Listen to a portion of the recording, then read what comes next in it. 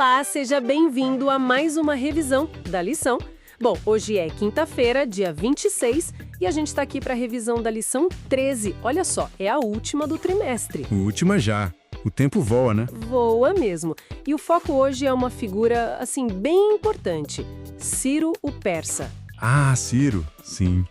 As fontes que a gente analisou mostram como ele, de um jeito bem surpreendente, se encaixou nos planos divinos.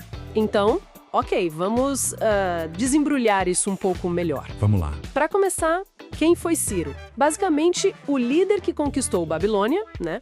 E com isso, acabou o cativeiro do povo de Deus. Exato. Ele não só permitiu que voltassem para a Terra Prometida, mas também autorizou a reconstrução do templo lá em Jerusalém. Isso, e o império dele, o Império Persa sob Ciro, era algo assim gigantesco. Gigantesco é pouco. Lembro de ler o historiador Tom Holland dizendo que foi a maior aglomeração de territórios que o mundo já vira. Impressionante. E os títulos dele refletiam essa grandeza, né? O grande rei, rei dos reis. Isso era até comum para a época. Sim, padrão para monarcas poderosos. Mas o que realmente assim salta aos olhos está lá em Isaías 45, versículo 1. Ah, a parte do ungido. Exatamente. Deus mesmo se referindo a Ciro como seu ungido. Agora, pensa bem, ungido era um termo normalmente usado para quê? Para reis de Israel, sacerdotes, gente do próprio povo de Deus separada para algo divino. Pois é, usar isso para um rei pagão, um conquistador estrangeiro, isso é muito forte, bem inesperado. Fica imaginando a reação na época, sabe? Um estrangeiro poderoso, mas tipo de fora da aliança, sendo chamado assim, devia dar o que falar. Com certeza, e é aqui que a história fica, como você disse, ainda mais interessante. Porque Ciro acaba sendo uma espécie de prévia. Uma pré-figuração, né? O tal do tipo bíblico. Isso, a tipologia.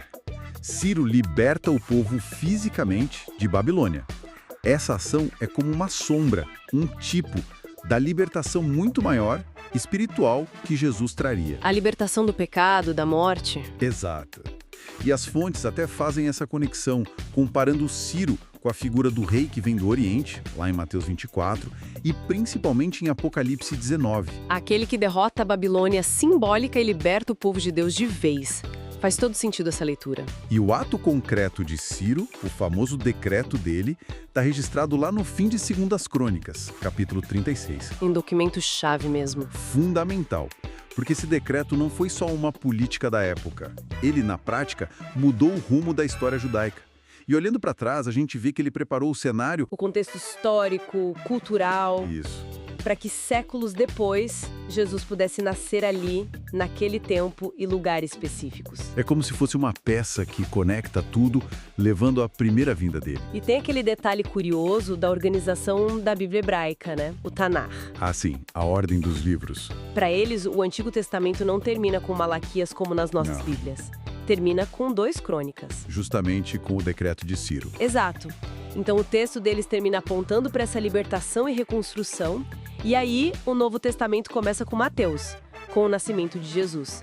É uma ligação textual direta. Uma ponte muito clara. Ciro ordena reconstruir o templo, aqui na Terra. Exato. E Jesus inaugura seu ministério como sumo sacerdote lá no Santuário Celestial. Uma simetria incrível. Pensando de forma mais ampla, Ciro se encaixa perfeitamente nesse papel de instrumento de Deus. Um tipo de Cristo, um salvador para Israel naquele momento. Claro, lembrando que nenhum tipo humano é perfeito, né? Sem dúvida. Ciro tinha suas razões políticas, seus métodos. Era um líder do seu tempo, um rei pagão.